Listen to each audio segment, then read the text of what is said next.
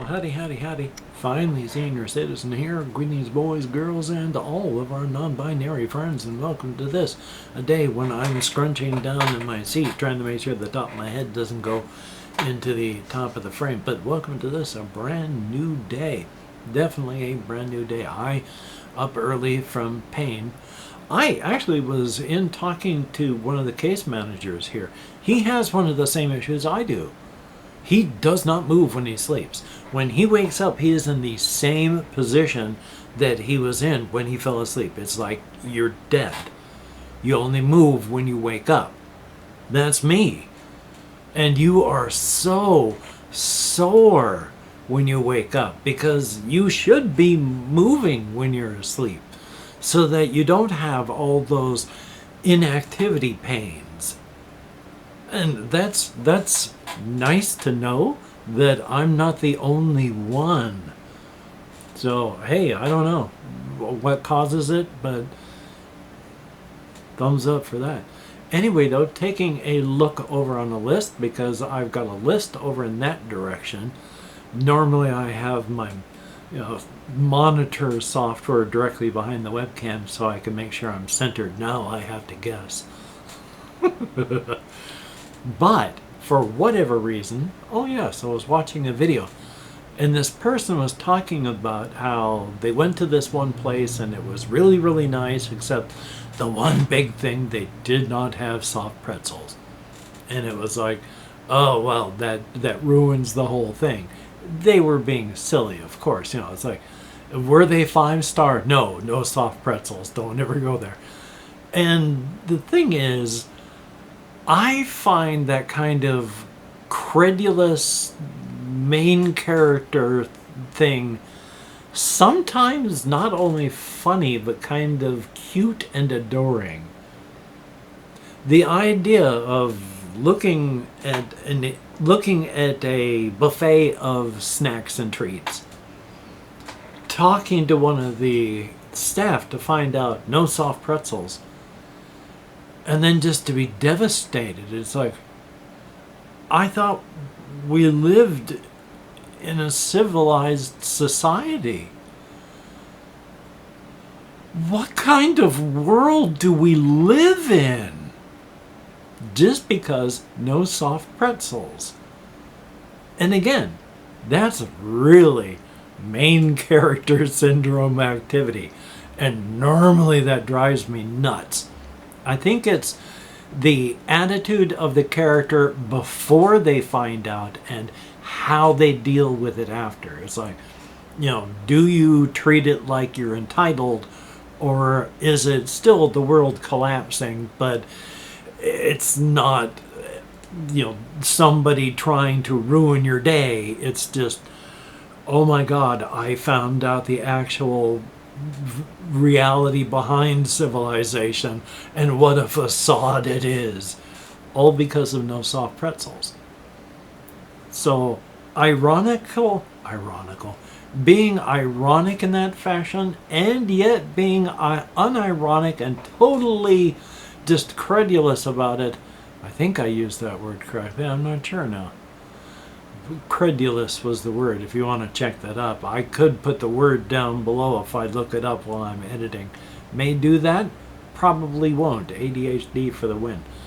But it depends on the attitude, I think, for how I take it. If you're one of those accepting and not demanding types, then that really does a lot for it. But I also, at this point, because I went back a couple, just 24 hours, there's more people I could have grabbed, but for the people that do play that silly little game that I have at the end of the video where I say, if you've watched, if you could write something down, and then I give a word or whatever to be written in the comments, there was S3DSD 840 went and played the game, as well as Big Fart 275. I love human beings' usernames. Tatted Man, hi Chris, and Jesse Koskinen. I went back, like I said, over the past 24 hours. I could have gone further because I didn't go the full 24 hours. Just, oh, look, I've gone further than 24 hours back. But thank you very much for each person that plays that silly little game. At the end, I'll have a different word, so anybody that wants to play, if you'd like to stick around, that would be very cool. I click off people's videos for the most random of reasons. I will never, well, I'm a human being, so I will try to not be judgmental about that. Again, I'm a human being. Plus, I'm not going to know if you do that, so how can I be judgmental? Just don't do it to be spiteful, please. If you could watch the video, that'd be awesome. Oh, my nose itches. But I also have written down other stuff that I wanted to talk about that's still about cryptid stuff, because I want to remind myself about the cryptid things. I don't want to just keep rerunning over the same thing so that people who have been listening stop listening because I don't talk about anything new. So I'm trying to go with the older stuff to remind myself and to keep it fresh in people that have been listening's mind. That's not English, but hopefully you understood what I meant. And for any new person that happens to be watching, hopefully there's one or two, you can get semi-caught up. So, I'd mentioned yesterday about how there's one of the cryptids who actually dies within the 1 year framework of the storyline that I've been working on, and that is the fellow named Cornetto, who is a friend of Big Mike, the ghoul that is the nominal ruler of the Brookerton, South Carolina cryptid population, and Lynn Tanner, who is a cryptid of the urban legend, wandering stranger, serial killer type. Now, both of these, Lynn Tanner and Cornetto especially, being the physical manifestation of chaos and destruction, not so much destruction, but chaos and mayhem. There we go. Chaos and mayhem. And King Mike, who's a ghoul, and generally they tend not to have friendships outside of ghouls. But King Mike has been not badly, but very affected by this presence that he unwittingly and unwillingly became a trio of. And so he has been changed and is changing and isn't thoroughly thrilled about it, even though they have been positive, beneficial changes so far. But he is friends. Lynn Tanner of the serial killer type is generally not supposed to have friends, and especially someone like Cornetto, mayhem and chaos. Because when he wakes up, he's not evil. He doesn't plan on doing things, and even though he will do the most horrible things, I mean, he will quite often, the cryptids will die because Cornetto fed them their own limbs, things like that. He wakes up, he doesn't know what's going to piss him off, but he wakes up pissed off about some things sometimes. Not always. There are days you'll find him, when the sun is shining, he'll be sitting on a bench and reading a book. And then he's learning something or being entertained. He's taking in the sun. He's having a good day. He's not doing anything wild. And he looks like out of the movies, an older Vietnam vet type with longer graying hair. He's got a headband. He wears the type of darkened granny glasses. He's got goatee and beard. He wears biker stuff. It's jean vest, a shirt. He's got a gut. He wears blue jeans. He's got cowboy boots. And that's Cornetto, whom on a day when he's pissed off because gravity, god damn it, gravity, on a day like that, well, just the fact that you're breathing might be enough to laser focus his attention on you, and likely you're not going to survive. The thing is, like all cryptids, even though they can be in a state, if they are not in an instinctive state where they're not thinking, They can be not derailed, but momentarily knocked onto a secondary track. They will come back to what they were doing. But I have envisioned a situation where Cornetto, on the day that he dies, is pissed off. And he goes out to kill someone and feel better. And it's a human being, and he slams his fists into their guts and is grabbing hold. And the person just goes, why? And that's enough to go click. And it's like, he goes, well, I woke up, basically it comes out, I woke up wrong side of the bed, and I thought that if I went out and killed someone, I'd feel better. And it's like, is it working? And like, no, it's not really working. And then just finishes killing the person, but his heart's not in it now. And so he just comes to that realization it's just not doing the trick. So that's being the day he dies. He and Lynn end up going to Pol Pot Park, which is the old estate where the Thomas McGregor mansion was, and the ruins and remains of it are inside of a large area that's held off by a foundation. Pol Pot Park is the actual estate grounds. Khmer Rouge Manor is where there is a lot of places where dark cryptids hang out, and the other half being the court of King Mike, where he holds court. And on the day that they die, he dies, Cornetto, they go up to get drunk. He wants to get drunk. And cryptids, though, have very efficient livers and such. It takes an entire fifth of some very strong alcohol to be the functional equivalent of a shot of something 70 proof. Ooh, really itchy.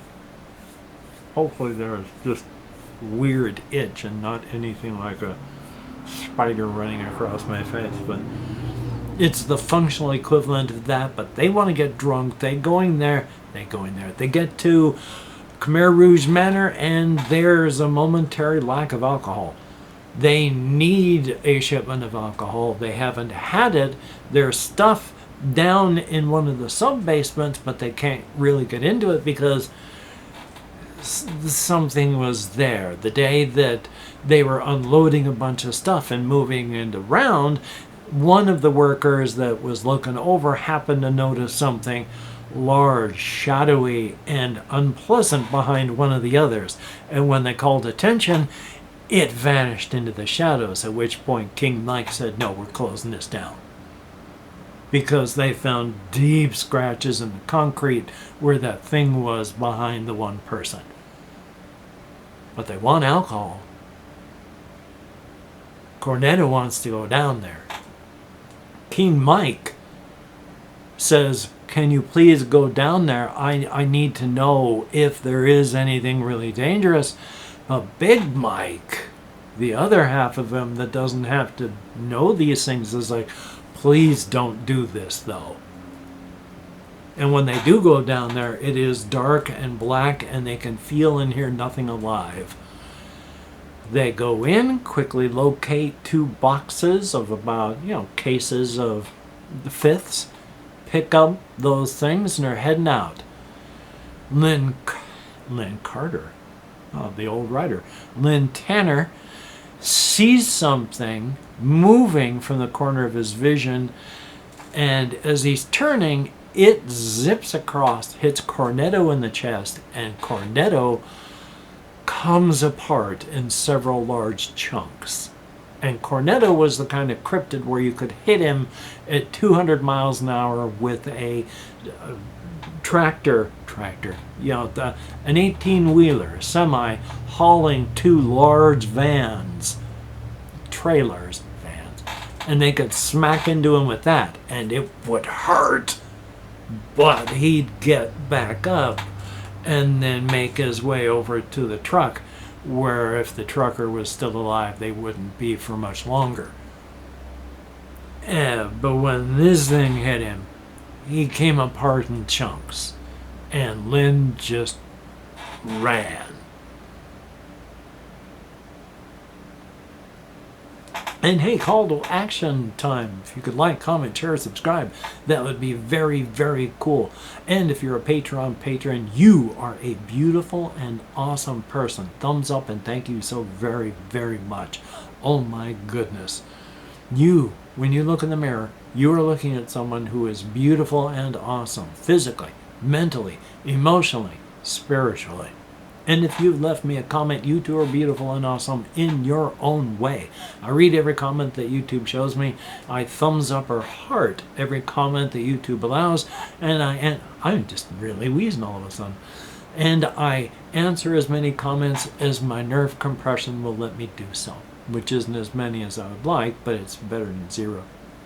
So if you really want to see an answer to a comment, if you care to come back to it and see if I say anything, it can take up to 24 hours and some for me to be able to answer. My sincere apologies. I fight a lot of things, and I tried to do my best. But so, hey, checking my time over there, I am really, really rushing it today. I didn't think this would be so short, but I have not done much at all. Yesterday, after doing any of my video stuff, I fell asleep here in my chair for hours. Well, mostly fought to not be asleep and failed and fell asleep. But I did what I did, and I also played as many games as I felt comfortable playing, trying to relax. This morning I watched videos, I got myself ready, I eat food, so I got to be careful. Last night I did go out on a much longer walkies, so hopefully I'll be able to keep that up. I think next time I'm going to try a size 11 boot instead of 11 and a half, or if I get 11 and a half, try narrow so that my foot doesn't move around quite as much. So we shall see. I don't like blisters on my heels, and I'm still recovering from a blister on each heel on each foot. Ugh. Still though, I do need to try and call and order some of my sleep apnea supplies. The mask that I was using, they come with a cloth, it's not a harness, but the headband that goes over here, it connects to the thing that goes over your face, that stretches around the back, and then you got a strap that goes up, and then it connects and comes around back here. So there's a lot of straps to hold this thing onto my face when I go to sleep. I was looking at the band the other night, and the one that I had was just holding on by 1 or 2 stitches. So I had to break out the last one I have. So if that one goes, I don't have a headband. I need to call them up and order some supplies. But with everything going on the way they are, and not knowing what's going to be happening, since they were firing a lot of people at the VA. So who knows? Which of course is one of the greatest ironies of all. After all, DEI, who were some of the biggest people that benefited from it? White women and veterans. Every veteran that is getting fired because of DEI, Schadenfreude can be delicious. I just wish the rest of us weren't hurting as well. Still though. Anyway though, watched a good video about our senses and such from Kurzgesagt, and how our brains put everything together. And our consciousness is absolutely amazing. It is just thoroughly astonishing. I used to read so much stuff about the brain when I was a child. I was fascinated by both the eye and the brain. But being that I was born in 1962, and it was 1977 when I went into high school, the stuff that we were reading and learning, the books were written from like the 40s and 50s, when not a whole lot was known. Now there's a lot more to learn, and so I watched like Kurzgesagt, which is what I watched this morning. So thumbs up on that. Anyway, though, hopefully you can get done the things that you would like to get done. And if not, oh gosh, itchy again. I don't know why. And if not, please do not beat yourself up. You do not deserve it. It will not help you get it done better. And, well, you don't deserve the beating. So, until we meet again, you take care. Have a great day today. I will see you on the flip side. And that is indeed a very, very good thing. So, hokey smokes. And yeah, I keep thinking every day when I go to Walmart that I need to buy Tums so that, when I'm feeling the beginnings of something or after a meal, not immediately, like an hour, 2 hours, 5 hours, whatever, try and take some Tums or something. But do I ever do it? No, of course not. I am a foolish old man who has got habits ingrained because of ADHD, and thus have been done forever. Which means I don't know how to break these habits. They're part of my personality. If you could write, oh good golly, Miss Molly, we'll go with fantastic to show that you too have watched this video. If you could write that into the comments, that would be awesome. Very, very cool. Definitely a thumbs up. Thought I'd slip that in at the very end. Anyway, you take care. I'll talk to you later. And if you did watch this far, thank you so very much. It is appreciated. I find it difficult to myself to watch to the very, very end on a lot of videos. So if you have, then thank you for sticking around.